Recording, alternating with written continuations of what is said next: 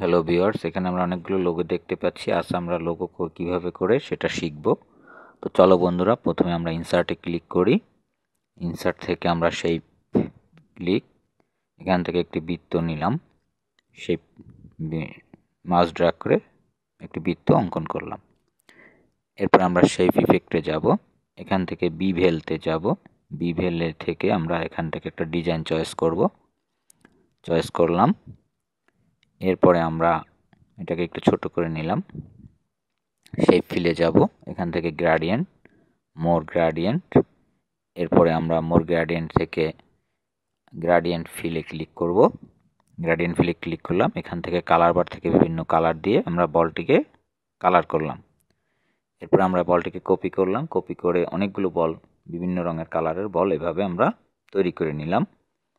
এরপরে বলগুলোকে আমরা আস্তে আস্তে সাজিয়ে ফেললাম। এখন আমরা একটি লেখা লিখলাম 2025। লেখাটিকে সিলেক্ট করলাম, ইনসার্টে যাব, ইনসার্ট থেকে আর্ট টেক্সট বা অর্ডার যেটা আমরা বলি, এখান থেকে টেক্সট নেওয়ার পরে কালারের জন্য আমরা আবার গ্রেডিয়েন্টে যে মোর গ্রেডিয়েন্ট ফিল থেকে কালার বার চয়েস করে আমরা এটাকে রঙিন করলাম। তোমরা দেখতে পাচ্ছ আমরা কালার বার দুইটা রং নিয়েছি, একটা বেগুনি একটা লাল, দুইটা কালার বার। এখান থেকে আমরা আমাদের পছন্দ মতো কালার বারটিকে রেখে কালার করলাম। আমাদের এই লেখাটা ভালো লাগতেছে না, আমরা দেখি অন্য কিছু লিখব।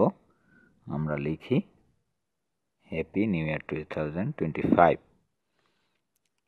আচ্ছা, এবার আমরা এটাকে নো ফিল করে দিলাম কালার চার্ট থেকে। দেখো এখন একটা সুন্দর হয়েছে। আবার 3D রোটেশন থেকে আমরা অফ অ্যাক্সিস চয়েস করলাম। এখন দেখো এটা 3Dর মতো দেখা যাচ্ছে, যেটা আমরা গ্রাফিক্স দিয়ে করে থাকি। গ্রাফিক্সের কাজটাই এভাবে আমরা করতে পারি। লেখাটা কিন্তু এখন 3D ট্রান্সফর্ম থেকে আমরা এটাকে একটু অন্য ডিজাইন করি। দেখো অফ অ্যাক্সিস স্টপ, এটাও ভালো লাগতেছে না, আমরা এটাও ভালো লাগতেছে না। আচ্ছা দেখি আর কোনটা দেওয়া যায়। আমরা আবার যাচ্ছি 3D রোটেশন থেকে। হ্যাঁ, এটা একটু ভালো লাগতেছে, পার্সপেক্টিভ, এটা দিলাম। আবার ইনসার্টে গেলাম, শেপে ক্লিক করলাম, আমরা একটি লাইন নিলাম বা রেখা। এটা দিয়ে আমরা কি করব, বেলুনের নিচে যে রশি থাকে বা সুতা থাকে সেটা বানাবো। সেই আউটলাইন থেকে আমরা এটাকে বিহাইন্ড টেক্সট করে নিলাম। দেখো আমরা বসিয়ে দিচ্ছি এবং এটাকে কপি করে আমরা প্রত্যেকটা বেলুনের নিচে বসিয়ে দেব। লাইনটা কপি করে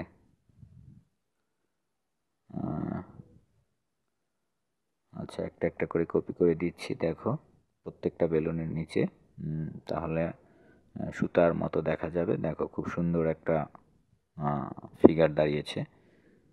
এবার আমরা একটি টেক্সট লিখলাম, নতুন বছরের প্রতিদিন কাটুক অনাবিল সুন্দর স্বাগতম 2025। এই টেক্সটটাকে আমরা এর আগে দেখিয়েছিলাম অর্ডার দিয়ে কিভাবে টেক্সট আর্ট করা যায় একটা লেখাকে। আমরা সেই এবিসি ট্রান্সফরমেশনে গেলাম, এখান থেকে এটা চয়েস করলাম। দেখো এটাকে আস্তে আস্তে আমরা নিয়ে নিচ্ছি। এর আগে একটি সার্কেল নিয়েছিলাম, সার্কেলটা উঠিয়ে দিলাম, ভালো লাগে না এটা। দেখো এটা নো আউটলাইন করে দিলাম। এরপরে আমরা কালার চার্ট থেকে দেখো এখানে লেফটে গ্রিনটা নিলাম এবং রাইটে রেড কালার বা লাল কালার নিলাম এবং মাঝখানে বেগুনি যে রং এটা নিলাম। আমরা এই তিনটা কালারের সমন্বয়ে লেখাটাকে একটা সুন্দর একটা ডিজাইন করব।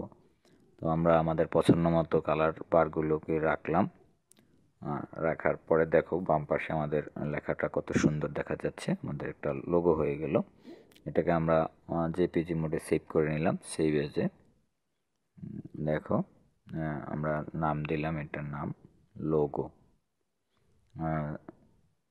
লোগো 2025 বা 2025 যাই বলো। আমরা এটাকে এই নামে সেভ করে নেব। তো আশা করি বন্ধুরা তোমরা বুঝতে পেরেছো কীভাবে একটি লোগো তৈরি করতে হয় সম্পূর্ণ নিজের মতো করে বা নিজের চিন্তা চেতনা থাকে। আমরা খুব সুন্দর একটি লোগো আমরা পেয়ে গেলাম। আশা করি তোমরা নেক্সট নিজেরা এইভাবে একটা লোগো তৈরি করতে পারবে। তো আমরা এটাকে আবার দেখো পিএনজি মোডে সেভ করে নিচ্ছি, তাহলে দুই ধরনের লোগো আমরা পেয়ে গেলাম।